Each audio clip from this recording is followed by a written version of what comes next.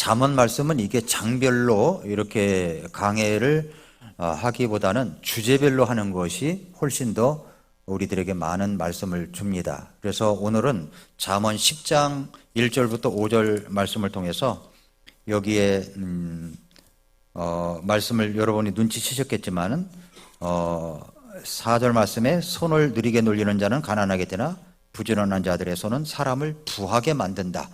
그래서 이 부의 비결이 뭐냐? 그래서 제목을 4%만 아는 5가지 부의 지혜라고 하는 제목을 생각해서 같이 나눠보도록 하겠습니다. 자, 부의 비결입니다. 성경이 말하는 부의 비결 잘 들어보시기 바랍니다.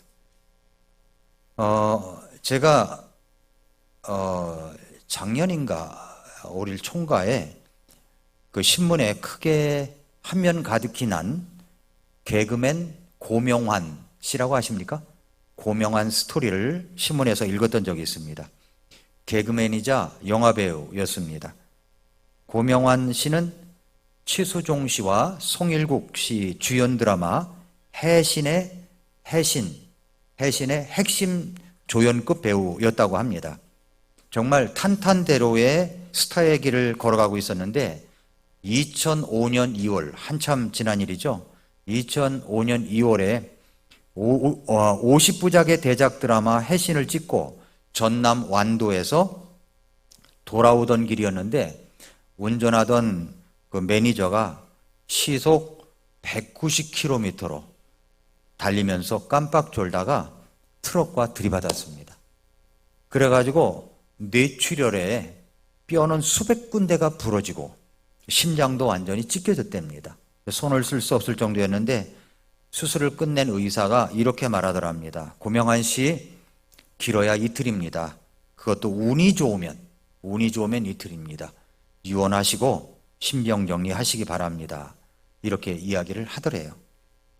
그런데 기적 같은 일이 일어났습니다. 회복이 되는 거예요. 놀랍게 회복이 돼가지고 주변에서 이야기하기를 이건 정말 기적이다. 그러면서 그렇게 지냈던 시간이 지옥 같지 않았느냐고 이야기를 합니다. 그러나 이 고명환 씨는 오히려 사고가 너무 고마웠다고 얘기합니다. 그 사고가 난 것이 너무 고마웠다. 왜냐하면 진짜 이 교통사고가 너무 고마웠는데 이날 교통사고는 자신에게 있었던 많은 것을 전부 다 빼앗아가 버렸답니다. 완전히 앗아갔는데 그래서 지금도 후유증으로 한쪽 눈동자를 움직일 수가 없대요. 그런데도 사고가 고마웠다고 얘기하는 겁니다. 사고가 고마웠다. 왜냐하면 그 사고가 아니었다면 책을 만나지 못했을 것이라고. 그 사고 때문에 책을 만났다는 겁니다. 그는 그 사고를 이렇게 해석한 거예요. 그 사고 때문에 나는 책을 만났다. 책을 만나려고 했다고 말합니다. 그러니까 그 사고를 해석하는 관점은 손바닥 뒤집기와 같은 거죠. 이렇게 해석할 수도 있고 이렇게 해석할 수 있는 거예요. 밝은 쪽, 나쁜 쪽도 있고 좋은 쪽도 있는 겁니다. 그런데 이 고명환 씨는 좋은 쪽으로 이 사고를 이제 해석을 했습니다. 그 사고 덕분에 내가 책과 인연을 쌓기 시작했다고. 그리고 독서력이라고 하는 것이 힘이 얼마나 센지를 알게 됐다고. 그 사고 기간에 회복이 되면서 책을 얼마나 읽었느냐면 3,000권을 읽었답니다. 3,000권. 책 몇 권이나 읽어보셨습니까? 3,000권을 읽었다는 거예요. 지금도 1초라도 끌려다니지 않는 능동적인 시간을 살고 있다고 그렇게 말합니다. 인생의 남은 시간이 딱 이틀뿐이라면 여러분 어떨 것 같습니까? 이제 이틀 후는 죽습니다. 이틀에 신병 정리하시고 죽습니다. 라고 한다면 여러분이 이틀이면 뭘 하겠냐는 거예요. 고명환 씨는 교통사고 당시 집이 2채였대요. 그 중에도 한 채는 강남에 있었답니다. 네, 죽음이 코앞인데 재산 따위는 전혀 생각이 나지 않았다는 거예요. 딱 2가지만 생각이 났답니다. 하나는 엄마에 대한 생각, 그리고 또 하나는 재수 시절이 떠올랐대요. 재수하던 시절이. 가만히 생각해 보니까 자신이 순수하게 누군가에게 끌려다니지 아니하고 참 자기 의지대로 했던 때가 그때가 아니었느냐라고 이제 생각이 들었다는 겁니다. 누군가 주입해 놓은 그런 대로 놓은 대로 끌려다니는 것이 아니라 이제 교통사고에서 살아난 것이 보너스인데 이제부터 내 삶은 끌려다니는 삶이 아니라 내 의지대로 가는 삶이 되어야 되겠다. 이렇게 이제 결심을 했다는 겁니다. 그래서 병원에서 그는 그렇게 살기 위해서 무엇을 할 것인가 고민하다가 책을 읽기 시작했다는 거예요. 책을. 그래서 아내에게 책 좀 사다 달라고. 그래서 책을 닥치는 대로 책을 읽었는데 그렇게 읽은 것이 3,000권이었답니다. 3,000권. 대단하죠? 예, 1년에 1,000권 읽은 사람은 네, 봤습니다. 1,000권 읽은 사람은 만나본 적 있어요?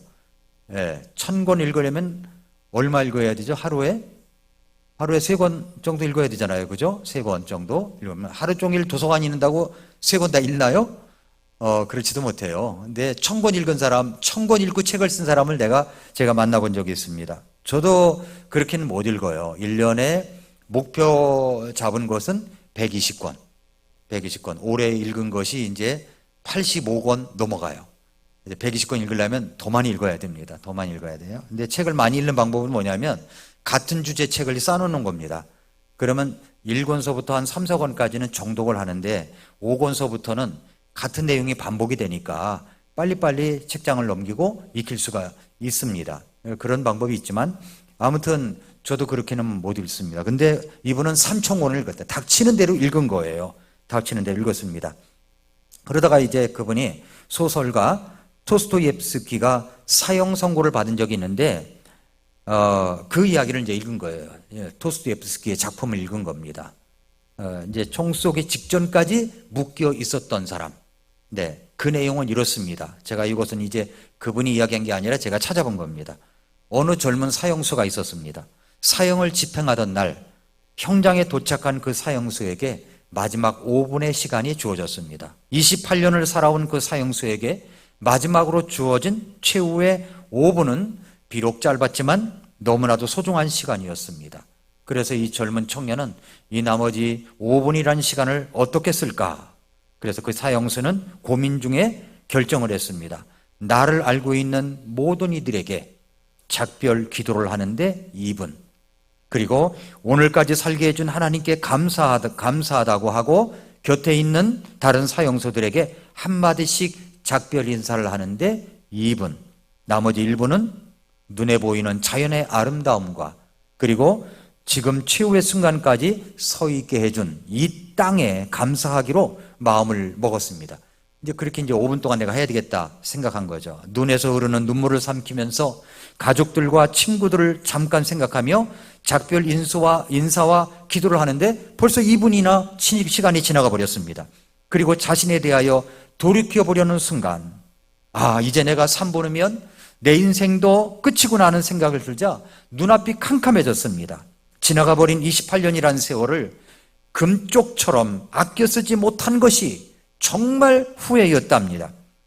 다시 한번 내가 인생을 살 수만 있다면 하고 회환에 눈물을 흘리는 순간 기적적으로 사형, 집행, 중지 명령이 내려온 거예요. 살아났습니다. 그는 다시 이제 사는 목숨이 되었습니다. 구살생으로 그는 풀려났습니다. 그는 사형 집행 직전에 주어졌던 그 5분간의 시간을 생각하면서 평생 시간의 소중함을 간직하며 살게 됐습니다. 그리고 하루하루 순간순간을 마지막 순간처럼 소중하게 생각하며 열심히 살았습니다. 그 결과 그는 죄와 벌, 카라마초포가의 형제들, 영원한 만남이라는 책을 썼습니다. 수많은 불후의 명작을 발표해가지고 톨스토이의 비견되는 세계적 문호로 성장했습니다. 그 이름이 바로 토스토옙스키라는 겁니다. 고명한 씨가 이거 토스토옙스키의 책을 읽으면서 생각했답니다. 나에게 최후의 3번이 주어진다면 1분은 내 자신을 회상하는 데 쓰고 1분은 세상을 보다 죽겠다고, 그리고 지금의 나 마지막 1분은 정말이지 내 의지로 책을 보다 죽겠다고, 이렇게 이제 결심을 했습니다. 그래서 그는 책을 그 1분간이라는 시간도 아껴 쓰면서 책을 읽은 거예요. 3,000권 읽었답니다. 3,000권. 그래서 의지대로 살려면 돈으로부터 독립이 선행이 돼야 되는데 그렇게 하려면 필요한 만큼 돈을 버는 것이어야 되고, 다른 하나는 돈 없이 주어진 삶에 만족하는 철학을 장착하는 것인데, 그는 둘 중에 하나를 선택한 것이 아니라 두 개 다 선택을 해버렸대요. 두 개 다. 그래서 그는 아침 6시면은 남산 도서관을 간답니다. 남산 도서관에 가면은 7시에 이제 도서관 문을 열면은 이게 그 번호표를 뽑고 기다린다는 거예요. 그런데 아침 6시에 남산 도서관 주차장에 가면은요, 고급차들이 줄비하답니다. 고급차들이. 남산 도서관에 온 고급차들이 줄비하다라는 거예요. 그걸 보고 깜짝 놀랐다는 거예요. 왜 올까요? 그는 책을 읽으면서 장사를 했습니다. 장사를. 그래서 수입이 지금 얼마냐? 월 억대의 매출을 올리고 있답니다. 월. 년이 아니라 월 억대의 매출을 올리고 있고, 4번의 실패도 있었대요. 4번의 실패도 있었지만 책이 시키는 대로 했답니다. 책이 시키는 대로 했답니다. 책이 시키는 대로 했더니 성공했다. 그 이야기가 신문에 한 면을 가득 채워가지고 나왔던 적이 있습니다. 책이 시키는 대로 했더니 성공했습니다. 여러분, 책이 시키는 대로 했더니 성공했습니다. 저는 여러분에게 책 중에 책, 이 책이 시키는 대로 하면 여러분 분명 성공합니다. 믿습니까? 믿습니까? 이 책 중에 책이잖아요. 일반 서적이 아니에요. 이건 책 중에 책이에요. 이 책 중에 책. 이 책대로 하면 분명히 성공을 한다는 겁니다. 그래서 여러분 집에 가시면, 저는 이제 집에다가 화이트보드를 이제 이렇게 걸어놨습니다. 책상 앞에 화이트보드. 거기다가 한번 써보세요. 거기다가 책이 시키는 대로 살자. 이렇게. 책이 시키는 대로 살자. 그리고 책을 보면서 책이 시키는 대로 하는 겁니다.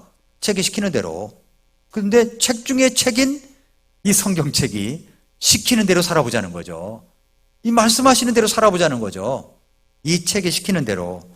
그래서 저는 특별히 이 성경은 킹제임스 성경이에요. 킹제임스 성경. 없음이 없는 성경이에요. 세례가 아니라 침례로 되어 있는 성경입니다. 빠져있는 성경 구절이 없어요. 개역 성경은 열세 구절이 완전히 삭제시켜버렸습니다. 완전히 없어져 버렸어요. 없는 게 아닙니다. 그게 있는 거예요, 원래. 그런데 이건 없음이 아니에요. 여러분 어떤 번역서 책을 볼 때 빠져있고 뭐 몇 구절을 빠뜨리고 번역을 했다, 그런 책을 보겠습니까?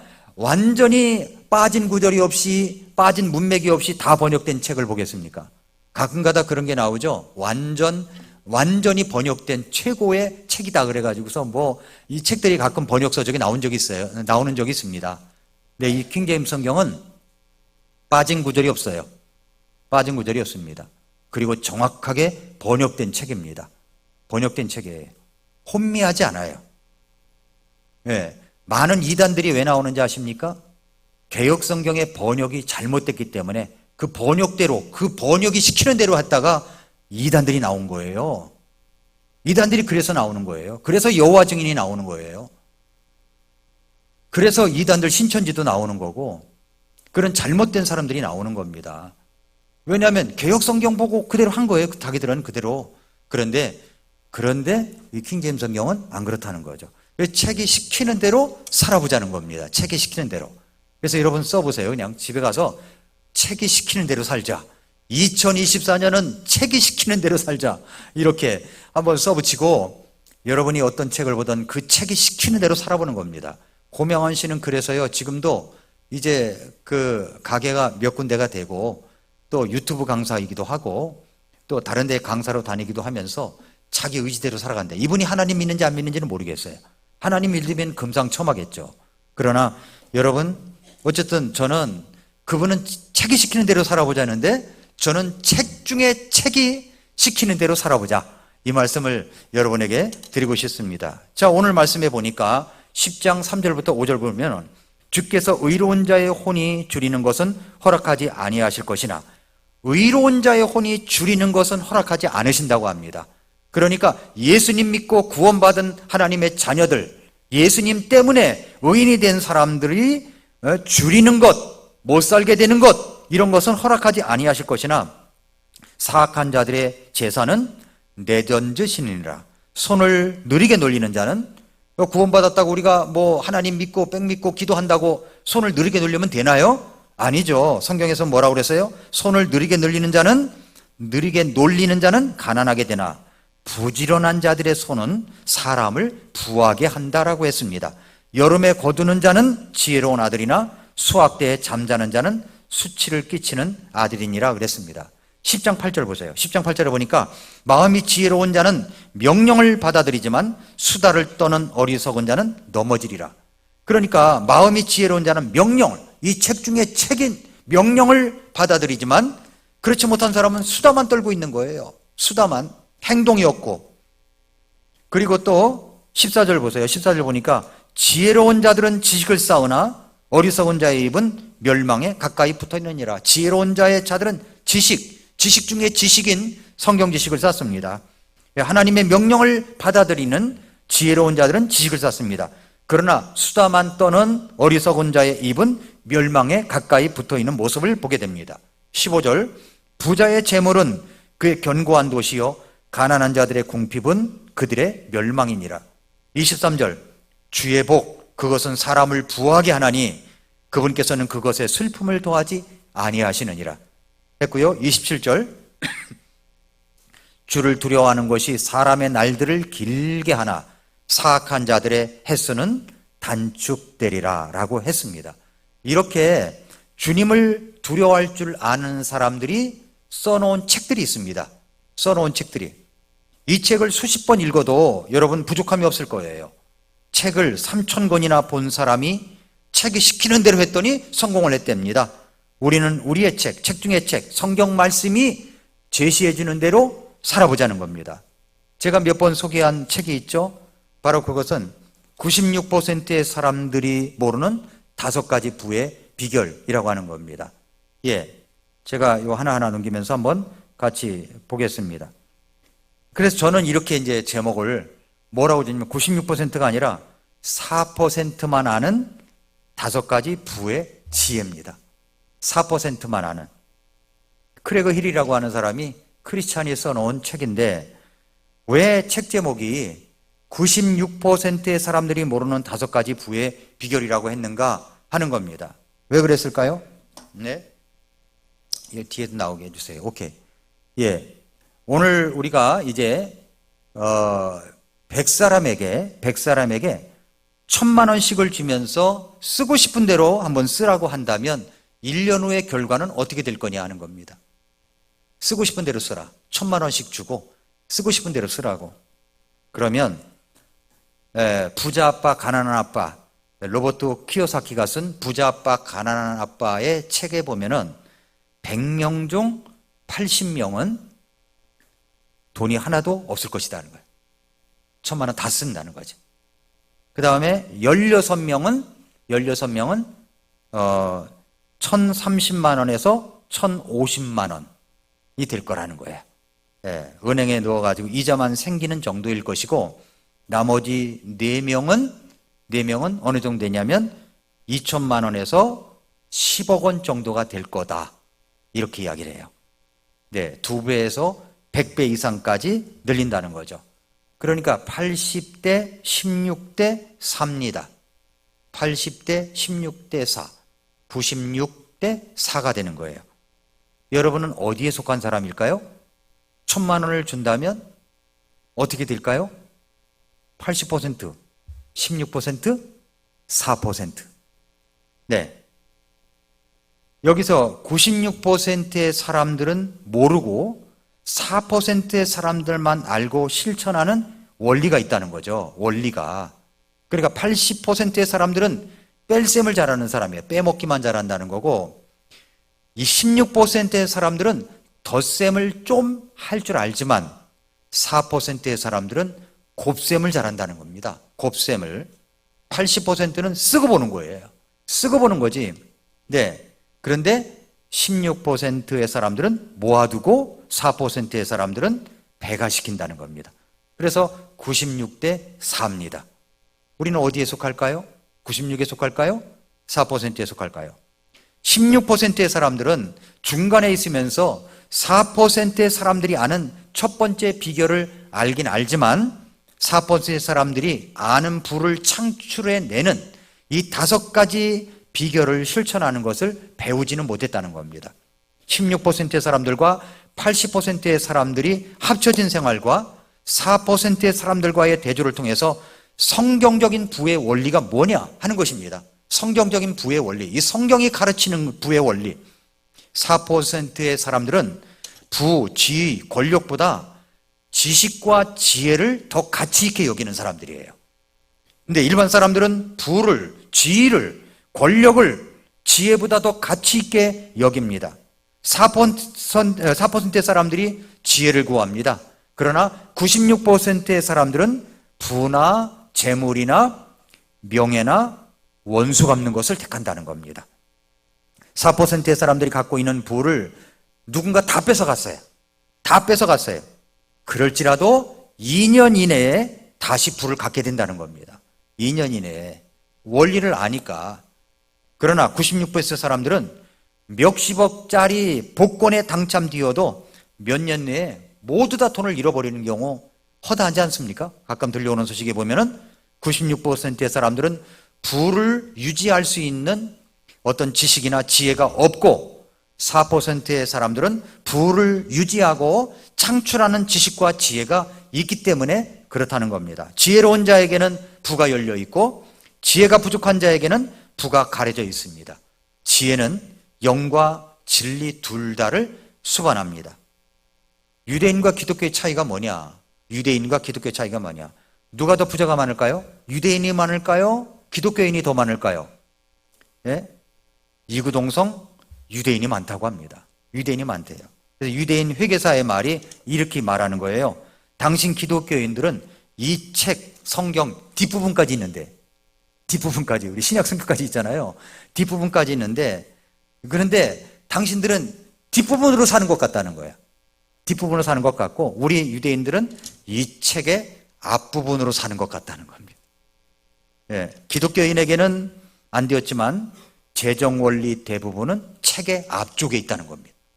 책의 앞쪽에 있고, 우리 유대인은 이 원리들을 믿고 지키는 반면 당신 기독교인들은 이것을 구약이라고 무시하고 소홀히 대하는 것 같아요. 그런데 이 원리를 지키는 것이 사람을 재정적으로 성공하게 하는 요인이라고 나는 믿습니다. 유대인 회계사가 말한 겁니다.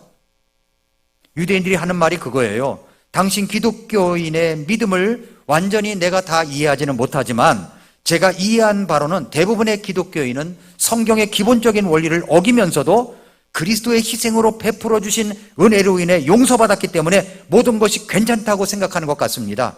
대부분의 기독교인은 잠언이나 구약은 율법서이니까 거기 나오는 이제 재정의 원리에는 아무 신경 안 써도 된다고 생각하는 것 같습니다. 기독교인은 더 이상 율법 아래 있지 않고 그리스도 안에 있기 때문에 구약의 재정적 원리를 지킬 필요가 없다고 느끼는 것 같습니다. 반면에 우리 유대인들은 율법의 원리를 지키고 실천해야 된다고 믿습니다. 그래서 제 경험과 의견으로는 성경의 재정적 원리를 소홀히 하고 무시하는 것보다 그것을 지킬 때 훨씬 더 재정적으로 성공하게 됩니다. 유대인들이 하는 말이에요. 잠언 22장 7절에 보니까 부유한 자는 가난한 자들을 다스리고 빌리는 자는 빌려주는 자의 종이 된다 라고 했습니다. 돈을 빌린 기독교인은 노예가 되기로 선택한 반면 유대인 은행가는 주인이 되기로 선택한 것이 현실이다라고 했습니다. 원리대로 살지 않는다는 거예요. 우리가 원리대로 말씀에 대한 적용, 피드백이 약하기 때문에 그런 겁니다. 없기 때문에 그런 거예요. 여러분은 높은 산 위에서 아주 좁고 꾸불꾸불한 길을 가요. 꾸불꾸불한 길을 갑니다. 두 가지 선택을 여러분이 한다고 이제 가정해 봅시다. 첫째 선택은 뭐냐면 운전기사가 속도 제한이나 차량 관리, 중력에 대해서 신경 쓰지 않아 가지고 차 사고를 많이 낸 사람이에요. 하지만 이 사람이 믿음이 참 좋아. 믿음이 있고 하나님의 음성을 듣고 영적 분별력이 뛰어나고 삶에서 자주 기적을 경험하는 운전자가 운전하는 차를 타고 가시겠습니까? 아니면 하나님을 모르는 사람이야, 이 사람은. 근데 영적이지도 않고 믿음도 없고 또 기적을 믿지는 않지만 조심해서 운전하고 차량 관리를 잘하고 과속 한계를 잘 지켜서 과거에 사고를 낸 적이 없는 운전자의 차를 타고 가겠습니까? 어떤 차 타고 가겠어요? 믿음 좋은 사람? 믿음 없는 사람? 누구를 하겠습니까? 수술을 하는데 의사 중 가운데는요, 이 성격이 괴팍한 사람들이 많아요. 근데 수술은 잘해. 그런데 의사 가운데 맘씨가 너무 좋아, 친절해. 근데 수술은 잘 못해. 누구에게 수술을 받으시겠습니까? 선택은 똑같잖아요. 그렇죠? 선택은 똑같아요. 세 번째 선택이 하나 더 있어요. 그건 뭐냐면 영적인 믿음 있는 사람이고 분별력도 뛰어나면서 동시에 안전한 차량 운행의 원리, 이 진리의 원리를 지키고 산악 운전 경험도 있는 사람이에요. 누구 차를 타겠어요? 마지막 사람 아니지 않습니까? 마지막 사람이죠? 그렇죠? 네. 그렇습니다. 재정에 있어서 똑같다는 거예요. 재정에 있어서도 영과 진리 둘 다 균형 있게 행하는 것을 배워야 된다는 겁니다. 그래서 저기 원리가 있습니다. 4%의 원리, 96%의 원리가 있어요. 네, 다음에 넘겨보세요. 예, 이렇게 보시고, 예. 자, 여기 보니까 4%의 사람들은 5항아리의 원리가 있어요. 돈 관리를 해. 그런데 96%의 사람들은 항아리가 하나뿐이야. 거기 다 집어넣고 쓰는 거야. 예, 4%의 사람들은 비전에 집중합니다. 그런데 96%의 사람들은 공급에 집중합니다. 4%의 사람들은 배가하는 것과 이자를 지불하지 않는 것에 투자를 합니다. 빚을 지지 않아요. 그런데 96%의 사람들은 같이 절하하는 것과 많은 이자를 지불하는 것, 빚을 많이 지는 것에 투자를 합니다. 4%의 사람들은 사이클로 돌아가는 경제를 예상하고 준비를 하는데 96%의 사람들은 직선적인 경제에 치중합니다. 4%의 사람들은 두 세대에게 유산을 남기는 사람이 있는데 96%의 사람들은 유산을 남기지 않아요. 이게 원리입니다, 원리. 자, 그래서 여러분에게 오늘 뭐 시간상 많이 할 수는 없고 첫 번째 원리만 하겠습니다. 항아리를 사용하는데 여러 항아리를 사용하라는 겁니다. 여러 항아리. 5가지 항아리가 있어요. 96%의 사람들은 번 돈에 집중하는 반면 4%의 사람들은 번 돈을 어떻게 쓸 것인가에 집중하는 거예요. 잠언 22장 7절에 그랬죠. 부유한 자는 가난한 자를 다스리고 빌리는 자는 빌려주는 자의 종이 된다. 너는 커서 부자가 되고 싶니? 가난한 사람이 되고 싶니? 할 때 물으면 누구나 부유한 사람이 되고 싶다고 하지 않겠습니까? 빌려주는 자가 되고 싶니? 빌려주는 자의 종이 되고 싶니? 똑같이 대답이 나오겠죠? 자, 여기 10만 원이 생겼습니다. 여러분 그것을 가지고 무엇을 하겠습니까? 10,000원을 주면서 아들에게 질문합니다. 이 돈을 가지고 뭘 하고 싶니? 아들이 말하기를 사탕 사고 휴대폰 게임기 사고 뭐 게임 몇 개 사고 모두 합해가지고 10,000원이 들어요. 10만 원이 생기면 뭘 하겠니? 영화 보고 밥 먹고 차 마시고 옷 한 벌 사고 뭐 이렇게 한다는 거죠. 그렇다면 이런 사람은 자격을 갖춘 사람이에요. 어떤 자격이냐? 가난하게 될 자격을 갖춘 사람이 되는 겁니다. 가진 돈 100%를 다 쓴 사람은 가난한 사람이 되는 거예요. 96%의 사람들은 받은 돈 100%를 다 씁니다. 그러나 4%의 사람들은 가진 돈의 100%보다 적게 쓰는 겁니다. 4%의 사람들은 5항아리를 사용한다는 거죠. 원칙입니다. 이게 다 원칙이에요. 자, 5항아리를 사용하라라는 겁니다. 첫 번째 항아리는 11조 항아리예요. 이게 11조가 구약의 원리다. 그러니까 11조가 신약에는 없다라고 주장을 하더라도 그렇게 하더라도 이건 원리입니다. 원리. 하나님 앞에서 인색함이나 억지로 하지 말고 즐거운 마음으로 하라고 그러면 여러분이 얼마를 하시겠어요? 얼마를 하겠어요? 원리가 있어야 되잖아요. 구약의 원리는 뭐냐면 10%라는 겁니다. 10%를 하라는 거죠. 받는 모든 것의 10%는 하나님의 것인 겁니다. 근데 이걸 어기는 분들이 있거든요. 이걸 어기는 분들이. 레위기 27장 30절에 보니까 그 땅의 모든 11조 곧 땅의 씨나 나무 열매의 11조는 주의 것이니 그것은 주께 거룩하니라. 이거 원리입니다. 원리예요. 우린 율법에 의해서 뭐 얽매여 가지고 드리는 게 아니에요. 원리란 말입니다. 11조는 내게 속하지 않은 돈을 내가 어떻게 다룰지 아는지를 보는 자격시험인 겁니다. 10%는 그 원리예요. 하나님의 것이다라고 인정을 하는 거죠. 내 돈을 드리는 것이 아니라 그건 하나님의 것이라고 생각하는 겁니다. 요만큼은 내 하나님의 거야. 어떤 사람은 10%를 정할 거고 어떤 사람은 20% 정할 수도 있겠죠. 이건 하나님의 것이야. 예. 갑부 중에 어떤 사람은 10분의 9를 하나님께 드리고 10분의 1만 가지고 썼다고 그러잖아요.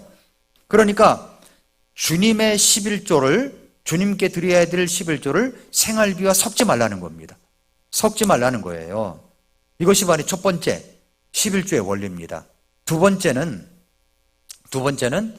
이제 두 번째 항아리는 헌금하는 항아리입니다. 헌금 10%, 20%는 헌금이라고 하죠.